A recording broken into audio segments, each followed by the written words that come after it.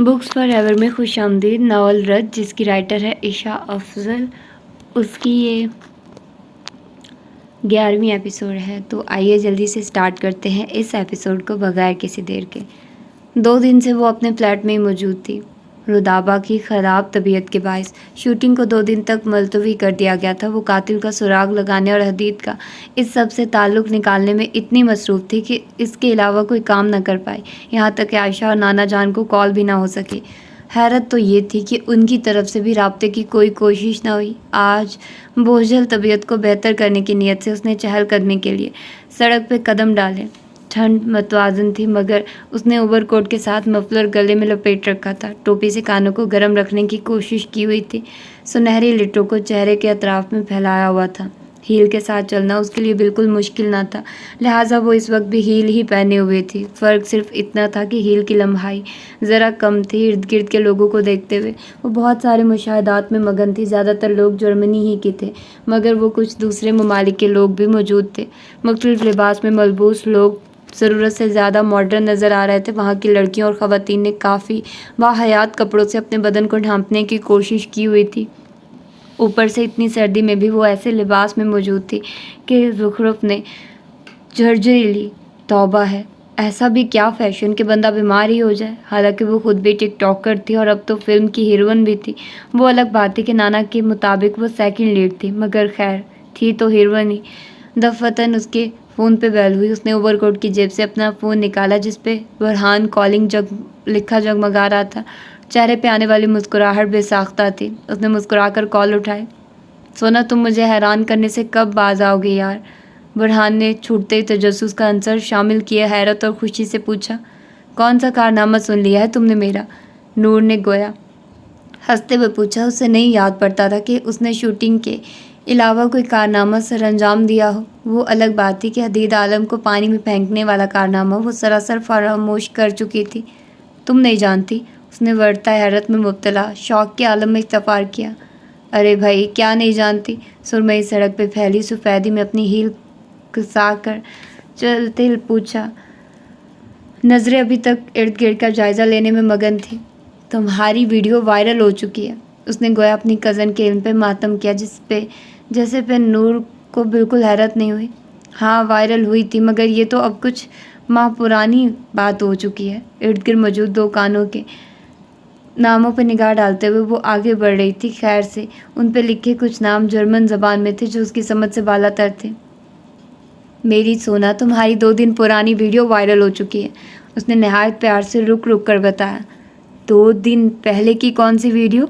उसने गोया दिमाग पे जोर डालने की कोशिश की। चलते कदमों की हरकत अलबत्ता बेहद सुस्त हो चुके थे। जब तुमने अपनी साथी एक्ट्रेस को पानी में डूबने से बचाया था। उसने मज़ीद इजाफा किया। Oh my God! वो दाएं हाथ से फ़ोन को थामे और बाएं हाथ से अपना सर पकड़े बोली। क्या हुआ? वो जो तसल्ली बख्श सोफ़े पर बड़ा जमान था फ़ौरन खड़ा हुआ। ये वीडियो किसने बनाई? वो उससे नहीं पूछ रही थी, बस खुद से इस्तफ़ार कर रही थी। किसी अच्छे इंसान ने ही बनाई होगी। तुम्हें तो उसे दुआएं देनी चाहिए। वो वापस सोफ़े पर बैठते हुए बोला। सच शुक्र कि कोई मसला नहीं था। उससे तो मैं बाद में दुआ दे दूँगी। तुम्हें खुशी नहीं हो रही? ज़रूर होती अगर मेरी बहादुरी के कारनामों की वीडियो बनाने की बजाय कोई खुद आकर रुदाबा को डूबने से बचा पाता। आंखों में हदीद आलम का चेहरा आया था। चेहरे के ज़ाविये सख्त ख़राब हुए थे। तो तुम्हारा तो भला हो गया ना? वो अब तक उसी बात पे मुसर था। देखो बुरहान, मैंने रुदाबा को किसी किस्म की शोहरत हासिल करने के लिए नहीं बचाया था। यह अचानक लिया जाने वाला फ़ैसला था जो सिर्फ उसकी जान की हिफाजत के लिए था। जाने क्यों, लेकिन वो उससे सफाई दे रही थी। तुम्हारी नीयत खालिस थी, इसीलिए तो तुम्हें इतना मकाम मिला, और हो सकता है वहाँ मौजूद किसी को तैराकी ना आती हो। उसने उसकी बात समझते हुए जवाब दिया। जानते हो मसला क्या है? उनके सामने कोई मर भी रहा हो तो भी ये उसके मरते की वीडियो बनाकर पोस्ट कर देंगे। लाखों की तादाद में लोग किसी को मरता देखेंगे। कोई अफसोस करेगा, कोई किसी इदारे की गलती निकालेगा। चंद घंटों में वो वीडियो वायरल हो जाएगी। लेकिन नुकसान किसका हुआ? उस इंसान का जिसको बचाने की कोशिश तो की जा सकती थी। अगर वीडियो बनाने के बजाय लोग मिलकर मरते को बचाने की कोशिश करें तो ही मैं उसे इंसानियत कहूँगी। 1 मिनट के लिए मान लो वहाँ किसी को तैराकी नहीं आती होगी, मगर कम अज़ कम एम्बुलेंस को कॉल करने के अलावा वो किसी रस्से की मदद से उसको खींचने की कोशिश तो कर ही सकते थे। या फिर और अफसोस की इंसानियत हर जगह ही नापैद हो चुकी है। अपना नज़रिया पेश करने के बाद वो आखिर में अफसरदा हुई। उसे जर्मन लोगों से भी इतनी बेमुरवती की उम्मीद न थी। हर कोई तुम्हारी तरह रहम दिल नहीं होता सोना, वो धीमे लहजे में बोला। तुमसे किसने कह दिया कि मैं रहम दिल हूँ? अब दोबारा उसके कदमों की रफ्तार बढ़ चुकी थी। तुम्हारे अमाल ये साबित करने के लिए काफ़ी हैं। अमाल पे मत जाओ बुरहान, ये महज दिखावा होते हैं। और क्या मालूम जो बातें मैंने अभी की वो भी सिर्फ एक दिखावा हो। तो मुझे कहना पड़ेगा कि ये दिखावा इतना हसीन है कि कोई पूरी उम्र इसी शराब में गुजार दे और इस कोई को वाजे ना कर सका। बाहर जाकर बातें आ गई हैं तुम्हें, वो मसनूई बरहमी से बोली। ये बातें तो मैं पाकिस्तान में भी कर सकता था, फिर मैं ही मामू के इतने पैसे बर्बाद किए। वो हंसते हुए गोया हुई, उसकी आंखें भी मुस्कुरा रही थी। तुम ही तो कहती हो कि पैसा बर्बाद करने के लिए ही होता है। वो उसी के बात का हवाला देने लगा। बात तो सच है, मगर बात है रुसवाई की, वो फ़ौरन बोली। और वो दोनों ही इस बात पर खिलखिलाकर हंसे थे। उसे इस वक्त चाय की तलब हो रही थी। बुरहान से बात करने के बाद उसने मूड काफ़ी खुशगवार हो चुका था। चाय की तलब उसे फूड कॉर्नर का चक्कर लगवा रही थी। वो एक कैफ़े तलाश कर चुकी थी जहाँ उसे उसकी मतलूबा शय मिल सकती थी। ऑर्डर नोट करवाने के बाद वो एक खाली टेबल की जानिब बढ़ी। कैफ़े के एक टेबल पर मौजूद दो लोगों ने उसको ऊपर से नीचे तक घूरा। उनमें से एक ने फ़ोन पे मौजूद तस्वीर को देखा और दूसरे को आंख से इशारा दिया। एक टेबल की कुर्सी पे बैठकर उसने फ़ोन को ओवरकोट की जेब से निकाला। उसका आयशा को कॉल करने का इरादा था, मगर ऐन उसी लम्हे उनमें से एक शख्स चलता हुआ उसके पास आया। Excuse me. यस, उसने नासमझी से नवार्द को देखा। आप ज़ुखरुफ नूर हैं? उसने अंग्रेज़ी ज़बान में उसे इस्तफ़ार किया। यस, आपकी वीडियो देखी थी जिसमें आपने अपनी साथी अदाकारों को बचाया। मैं तो आपका फ़ैन हो गया।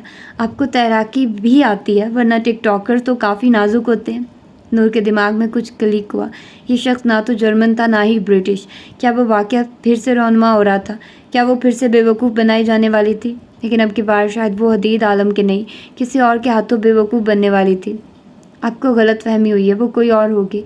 उसने फौरी अपनी शनाख्त रद्द की। उस शख्स की नज़रें बहुत अजीब थी, सफाकियत से भरपूर। उसने एक नज़र जब पिछले टेबल की तरफ डाली तो एक शख्स को खुद को घूरते पाया। वो शख्स भी उस नवार्ड जैसा ही था, न जर्मन न ब्रिटिश। उसने यहाँ से उठने में याफियत जानी।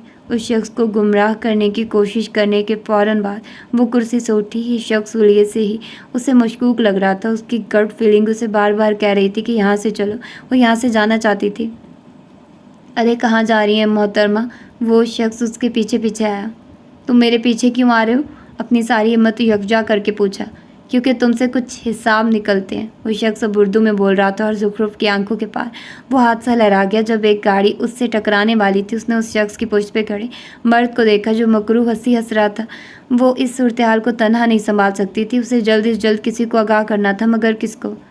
तौसीफ नहीं, वो अपने फिल्म डायरेक्टर को अपने ज़ाती मामले में नहीं लाना चाहती थी। शहरोज़ बख्त नहीं, वो उसकी नज़र में मशकूक फर्द थे। हदीद आलम नहीं, हाँ नहीं, वो उससे मदद नहीं लेगी, मर कर भी नहीं। वो इसी सोच में गलता थी जब उसे अपने पास से एक आवाज़ सुनाई दी। मादाम आपने मुझे बुलाया था? सोचो के भंवर में फंसी नूर ने चटके से पलकर नवार्द को देखा। आंखों में हैरत दर आई। उसने तो किसी को नहीं बुलाया था, मगर वो शख्स जो उसे ये कह रहा था, हाँ उसने उसे देख रखा था। उसने दिमाग पे कुछ जोर डाला जिसके नतीजे में दिमाग में कुछ क्लिक हुआ। वो वही पुरकशिश मर्द था जो पिछली मुलाकात में उसे डांट रहा था, उसे पागल कह रहा था, उसे जाने के लिए भी कह रहा था, जो अपने दोस्त से उसका हाल पूछ रहा था। नूर ने दूसरी तरफ देखा। वो दोनों मर्द वहाँ से गायब हो चुके थे। उसने सुख का सांस भरा। चेहरे की उड़ी रंगत कुछ बहाल हुई। दिल की रफ्तार जो बढ़ी हुई थी वो कुछ धीमी हुई। शायद वो उस नवार्द की मौजूदगी के बायस जा चुके थे। ढेरों सुकून उसके चेहरे पर रक्स कुनान हुआ, मगर उसे अपना भरम सलामत रखना था। तुम वही हो ना?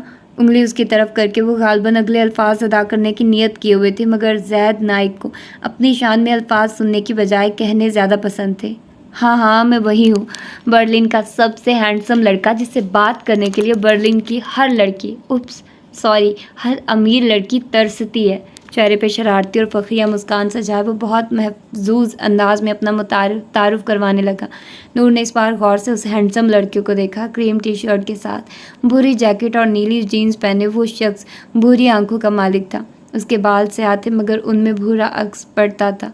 सफ़ेद गोरी रंगत के साथ चेहरे पे छाई मखसूस मुस्कुराहट उसे खुशनुमा, वाक़तन खुशनुमा बना रही थी। वो चेहरे से ही खुश इखलाक मालूम होता था। मगर उसे उसकी खूबसूरती में कोई दिलचस्पी नहीं थी। तुम इस वक्त यहाँ क्या कर रहे हो? वो मशकूक अंदाज में गोया हुई। पहले एयरपोर्ट पे उसके दोस्त ने उसे बेवकूफ़ बनाया था और अब कहीं ये तो नहीं। क्या मतलब है क्या कर रहा हूँ? ऑफ कोर्स एक अमीर लड़की की तलाश में कोशा हूँ। तुम्हें मिले तो बताना। उसके कान के कुछ करीब होते लापरवाही वाली खबर नहायत दिलचस्पी से सुनाई, जिस पर नूर ने दांत किचकिचाए। तुमने ये क्यों कहा कि मैंने तुम्हें बुलाया? वो अब भी उस पर शक कर रही थी। एक बार धोखा हो जाने के बाद दोबारा ऐसे ही किसी धोखे का शिकार होती तो कम अज़ कम खुद को सहीन तो ना कह पाती, और बेवकूफ़ कहलवाना उसे बिल्कुल पसंद ना था। या खुदा, मतलब तुम्हें नहीं पता कि मैंने ऐसा क्यों कहा? ज़ैद ने उसकी अकल पे मातम किया। या तो वो लड़की बकौल हदीद के सच में बेवकूफ़ थी या हदीद की तरह बेमुरवत। नहीं, तुम बताओ। अपनी लेंस से सजी आंखों से उसके चेहरे के तासुरात जांचते हुए पूछा।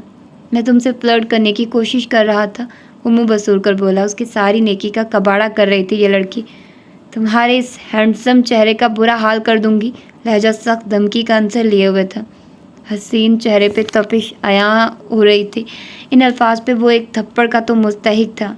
यही अगर उन दोनों को कहा होता तो मानता कि तुम्हारी धमकी में दम है। उसे कोई खातिर ख्वाह फ़र्क नहीं पड़ा था। आफ्टर ऑल इतने प्यारे लड़के का चेहरा कौन बिगाड़ सकता था? साफ देखा जा सकता था कि वो तुम्हें हरास कर रहे थे या शायद डरा रहे थे। मैंने तुम्हारी मदद की, उसने वजाहत पेश की। नूर खामोश रही। वो चंद मिनट पहले होने वाले वाक़ये को सोच रही थी। शुक्रिया, जाने कैसे, लेकिन वो उसकी मशकूर थी। अगर वो मौके पर ना पहुंचता तो यकीनन कुछ गलत हो सकता था। मैं ज़रूर तुम्हारा शुक्रिया कबूल करता, लेकिन तुमने मेरे दोस्त को पानी में फेंक कर अच्छा नहीं किया, वो अफसोस से बोला। उसे उसके दोस्त को दरिया में नहीं फेंकना चाहिए था, वो इसी का मुस्तहिक था। उसने दांत किचकिचा कर कहा। उसे इस वक्त कम अज़ कम उसके दोस्त की बात नहीं सुननी थी। वो इससे ज़्यादा सज़ा का लायक है। ज़ैद ने अपना तज्जिया पेश किया, जिसे पे नूर का हैरान होना अटल था। तुम पक्का उसके दोस्त हो? वो दोबारा मशकूक हुई, माथे पे बल डाले। उससे दोस्ती की सनद मांगी। तुम्हें कोई शक है क्या? जैकेट के कॉलर झटक कर कहा। अब हो रहा है, माथे पे बल डाले बोली। बात पर्सनल है, पर चलो तुम्हें बता देता हूँ, लेकिन पहले कैफ़े चलो, मैं कॉफ़ी पीने आया था। वो यूँ बोला गोया दोनों बचपन के दोस्त हो और वो अभी यूनिवर्सिटी के किसी लेक्चर को डिस्कस करने वाले हों। मैं कॉफ़ी नहीं पीती, उसने साफ इनकार किया। लेकिन पिला तो सकती हो ना। आज की कॉफ़ी तुम्हारे पैसों से, सहूलत से कहा। ज़बरदस्ती किसी की जेब से पैसे कैसे निकलवाने ये वो बाखूबी जानता था। किस एजाज़ में? आंखें छोटी करके उसको घूर कर पूछा। तुम क्या सिर्फ किसी एजाज़ पे कॉफ़ी पिलाती हो? उसने उस सुनहरी बालों वाली लड़की को अचंभे से देखा। हाँ, तो चलो इस एजाज़ में पिलाओ कि बर्लिन का सबसे हैंडसम लड़का तुमसे कह रहा है, गर्दन अकड़ा कर कहा। गोया ये एजाज़ वर्ल्ड रिकॉर्ड में दर्ज था। या खुदा, मुझे सब्र दे। उसने बामुश्किल खुद को कुछ कहने से बाज रखा। और मुझे शादी के लिए लड़की, उप्स सॉरी, अमीर लड़की। ज़ैद ने फौरी हाथ उठाकर अपने लिए दुआ मांगी। क्या मालूम कबूलियत का वक्त हो, वो रिस्क नहीं ले सकता था। ज़ैद ने हाथ आगे करते उसे अंदर की तरफ इशारा दिया, जिस पे वो थोड़ी सी मुरवत दिखाते अंदर को बढ़ी। वो इर्द गिर्द निगाह दौड़ाते उसके पीछे अंदर को हो लिया। ज़ैद ने अपना ऑर्डर नोट करवाया, जबकि ज़ुखरुफ की चाय जो वो नोट करवा के ले गई थी वो अभी तक सर्व नहीं हुई थी। तो उसने ऑर्डर नोट नहीं करवाया, क्योंकि जानती थी कि वो खुद ही चाय ले आएंगे। तुम कुछ नहीं पियोगी? वो उसको खामोशी से खड़ा देख पूछे बिना न रह सका। नहीं, ठंडा लहजा। अब इतनी भी क्या कंजूसी, इंसान खुद पे भी पैसे नहीं लगाएगा तो क्या करना ऐसे पैसों का? उसने गोया अजीम मशवरे से नवाजा और फिर एक टेबल की तरफ बढ़ा। वो उसके पीछे उस टेबल की तरफ आए। तुम्हारे मशवरे पे अमल करूँगी। खुला तंज था, मगर मुकाबिल को कौन सा फ़र्क पड़ता था? उसकी बला से वो खुला तंज करती या पैक तंज। दोनों टेबल पे बैठ चुके थे। खामोशी का लंबा वक्फा दोनों में हायल हुआ। वेटर टेबल पे चाय और कॉफ़ी सर्व करने लगा। ज़ैद के सामने कॉफ़ी का मग रखने के बाद उसने नूर के सामने चाय का कप रखा। कितना झूठ बोलती हो तुम? उसके सामने पड़े चाय के कप पे नज़र डालकर घूर कर कहा। अगर ये कॉम्प्लीमेंट है तो शुक्रिया, और अगर तंज की कोशिश तो मुबारक हो, क्योंकि मुझे कोई फ़र्क नहीं पड़ता। ज़हन ने उसे घूर कर देखा। वो उससे ज़्यादा ढीठ थी। इम्प्रेसिव। वो यकीनन उसकी लापरवाही से महजूज हुआ था। वो हदीद की तरह जवाब देती थी। अच्छा, मैं तुम्हें बता रहा था कि एक दफ़ा हदीद ने कॉफ़ी का घूंट भरने के बाद उसने अपना वाक़या सुनाना चाहा। मुझे तुम्हारा हदीद नामा नहीं सुनना। उसने हाथ के इशारे से उसे रोका, फिर चाय का घूंट भरा। आह, जब चाय के कतरे खुराक की नाली से गुजरकर मैदे तक गए तो पूरे जिस्म को करार आ गया। ठंड में ये गर्म चाय इतनी सरूर बख्श थी कि हद। मुझे लगा तुम इसलिए रुकी हो। हरगिज़ नहीं, तुमने मेरी मदद की और मैं कबूल करती हूँ, बस इसीलिए रुकी हूँ। पैसे तुम ही दोगी? اس نے باور کروایا۔ ہاں میں ہی دوں گی۔ اس بار وہ مسکراہٹ نہ روک پائی۔ اسے یہ شخص کافی دلچسپ لگا تھا۔ پھر ٹھیک ہے، وہ سکون سے کافی پینے لگا۔ زخرف نور کی کمپنی اچھی ثابت ہو رہی تھی اس کے لیے۔ آفس کے گرم ماحول میں میٹنگ کرنے کے بعد وہ ڈینیل رچرڈ سے ہاتھ ملا رہا تھا۔ یہ پروجیکٹ ہمارے تعلقات کو مزید گہرا کرے گا مسٹر حدید، ڈینیل رچرڈ نے مسرت کا مظاہرہ کیا۔ امید ہے کہ آپ وفاداری کا ثبوت دیں گے، اس نے لگی لپٹی کے بغیر کہا۔ آپ کو اب بھی شک ہے؟ وہ حیرت سے بولا، کیونکہ وہ ان کا بہت پرانا کلائنٹ تھا، اس پہ شک کرنا نہیں بنتا تھا۔ یاد دہانی کروا رہا ہوں، یاد رہے گا۔ وہ اسے آفس کے باہر تک چھوڑنے آیا۔ ڈینیل رچرڈ گاڑی میں بیٹھا تو وہ واپس اپنے کمرے کی طرف بڑھا۔ دروازہ کھولا تو سربراہی کرسی پہ اس کو دیکھ کر لمبا سانس بھرا۔ یہ شخص اب یہاں کیا کر رہا تھا؟ آؤ اسے اپنا ہی آفس سمجھو، سربراہی کرسی کی پشت پہ ٹیک لگا کر جھولتے ہوئے وہ بہت مروت سے بولا۔ یہ بات میں تم سے نہیں کہوں گا، تمہیں مجھ سے مروت نبھانے کی کلاسز لینی چاہیے، وہ کرسی پہ ٹیک لگاتے ہوئے بولا۔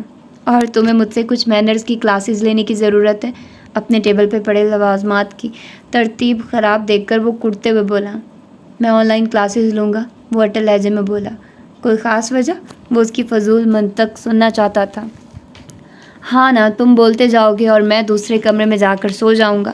اور اس کے منہ پہ ہی اس کا مذاق بنا رہا تھا، مگر اسے فی الحال اس سب کی پرواہ نہیں تھی، وہ ابھی کسی اور ہی فکر میں تھا۔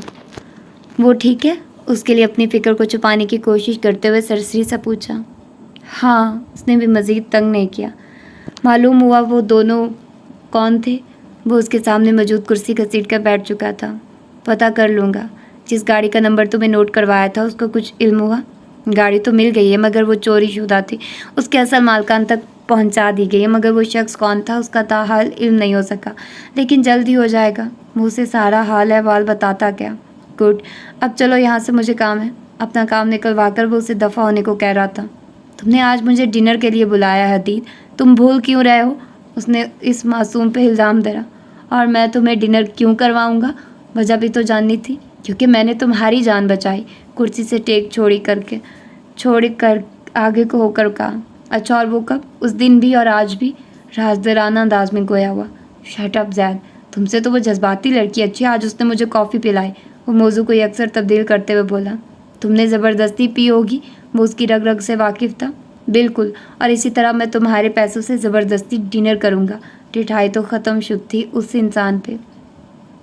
تم نے مجھے لنچ کروانا تھا زید، وہ بھی اپنے باس کے دیے گئے بونس سے، اس نے اسے یاد دہانی کروائی۔ البتہ لہجہ طنزیہ تھا۔ ضرور کرواتا، مگر وہ اتنے زیادہ ہیں کہ سوچ رہا ہوں بزنس کر لوں، وہ طنزیہ بولا۔ نا شکرے ہو تم، وہ اس کی بات کا مفہوم سمجھتے مسکرا کر بولا۔ اور تم تو جیسے شکرانے کے نفل ادا کر کے آ رہے ہو، وہ منہ بسور کر بولا۔ اسے اس کا باس بالکل پسند نہیں تھا، یا شاید اسے اپنی نوکری سے ہی مسئلہ تھا۔ تم جاؤ گے تو وہ بھی کر لوں گا، کر لینا، مگر پہلے مجھے ڈنر کرواؤ۔ چلو شاباش۔ وہ کرسی سے اٹھ کر اس کے قریب آیا۔ زید، مجھے زخرف کے متعلق کچھ بات کرنی ہے۔ اس بار زید سنجیدہ تھا۔ چلو، اب اس کے انکار کے سارے جواز ختم ہو چکے تھے۔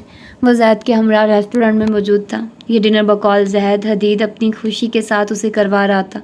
اب بتا بھی دو کہ کیا ضروری بات تھی؟ وہ اس کو کب سے ٹھونستا دیکھ اکتا چکا تھا۔ بیزاری اس کے چہرے سے ہی واضح ہو رہی تھی۔ اس کے ماموں یعنی کہ ہمایوں کمال مجھے کچھ مشکوک لگتے ہیں۔ بالآخر اس نے بلی تھیلے سے باہر نکالی۔ تمہیں لگتا ہے کہ وہ زخرف پہ حملے کروا رہے ہیں؟ ٹیبل پہ آگے کو ہوتے ہوئے اس سے پوچھا۔ چہرہ سپاٹ تھا، اندازہ لگانا مشکل تھا کہ اسے اس بات سے دھچکا لگا تھا یا نہیں۔ شاید ہاں یا شاید نہیں، وہ خود بھی جزبز تھا۔ تمہیں ایسا کیوں لگ رہا ہے؟ اب کہ وہ سیدھا ہوا، وہ حدید۔ اس سے پہلے کہ زید اپنی بات مکمل کرتا، ان کے ٹیبل کے پاس آتے ہی ایک شخص گویا ہوا۔ دونوں نے بیک وقت آنے والے کو دیکھا۔ حدید کو اس شخص کا چہرہ دیکھ سخت کوفت ہوئی، مگر وہ چھپا گیا۔ آفٹر آل وہ ایک اچھا اداکار تھا۔ حدید عالم۔ اب نوارد نے اسے اس کے پورے نام سے مخاطب کیا، جس پہ حدید نے اسے انتہائی بیزاریت سے دیکھا۔ کیا تم ہمیں اکیلا چھوڑو گے بچے؟ مقابل نے ادب کا مظاہرہ کرتے ہوئے مسکرا کر زید کو یہاں سے جانے کو کہا، جس پہ اس نے ایک نظر حدید کو دیکھا۔ اسے نہیں معلوم تھا کہ یہ کون ہے اور اسے حدید سے کیا بات کرنی ہے۔ حدید نے سر کو ہلکا سا خم دیا، جس کو سمجھتے وہ کرسی سے اٹھا۔ کھانا چھوڑنا مشکل تھا، لہٰذا اسے سخت غصہ آ رہا تھا۔ شور، مسکرا کر مقابل سے کہا۔ وہ الگ بات تھی کہ مسکراہٹ نہایت غسیلی تھی، جس میں مقابل نے اس کے کندھے پہ تھپکی دی اور زید دوسرے ٹیبل پہ جا کر بیٹھ گیا۔ اس ٹیبل سے وہ ان کی گفتگو تو سن نہیں سکتا تھا مگر تاثرات ضرور بھانپ سکتا تھا۔ مجھے تو پہچان لیا ہوگا، انہوں نے کرسی گھسیٹ کر بیٹھتے ہوئے نہایت وسوخ سے کہا۔ پہچان تو واقعی چکا ہوں، ٹھنڈا لہجہ، سرد جواب۔ انٹرسٹنگ، وہ محظوظ ہوئے تھے۔ ویسے ابراہیم، یہ جادو کیا ہوا ہے تم پر؟ تم نے، وہ اس کے اور ابراہیم کے تعلق سے واقفیت رکھتے دکھائی دے رہے تھے۔ تمہیں بھی سیکھنا ہے؟ حدید نے ابرو اچکا کر پوچھا۔ کیوں نہیں، لیکن پہلے فیس بتا دینا۔ میں نے سنا بزنس مین کسی کو ایک پیسہ نہیں چھوڑتے۔ وہ اس کو تنقید کا نشانہ بناتے ہوئے طنزیہ بولے، لیکن لہجہ وہ سراسر مذاق سے لبریز تھا۔ اور میں نے دیکھا ہے کہ کرنل ملک کا ایک پیسہ نہیں چھوڑتے۔ اس نے ان کے چہرے کو نگاہوں میں رکھتے دو بدو کہا۔ اپنے باپ کی طرح سچ بولتے ہو۔ وہ خاصا متاثر ہوئے تھے، لیکن اپنے باپ کی طرح کسی پہ اعتبار نہیں کرتا۔ وہ اپنی خوبی گنوانا اشد جانا۔ تمہاری یہی عادت تمہاری کامیابی کی وجہ ہے۔ وہ اس کی تعریف بھی کر رہے تھے۔ اور میری یہی عادت تمہاری ناکامی کی وجہ بنے گی، شہروز بخت سکون سے کہا۔ پھر ایسپریسو کا گھونٹ بھرا، رگوں تک توانائی دوڑ گئی۔ اس کا گھونٹ بھرتے ہی، بڑوں کو ان کے نام سے نہیں بلاتے بچے، وہ اسے نصیحت بھی کر رہے تھے۔ اور 34 سالہ مرد کو بچہ نہیں بلاتے کرنل صاحب، ان کے عہدے پہ خاصا زور دیتا لہجہ تھا۔ کرنل صاحب کے موبائل پہ بپ ہوئی۔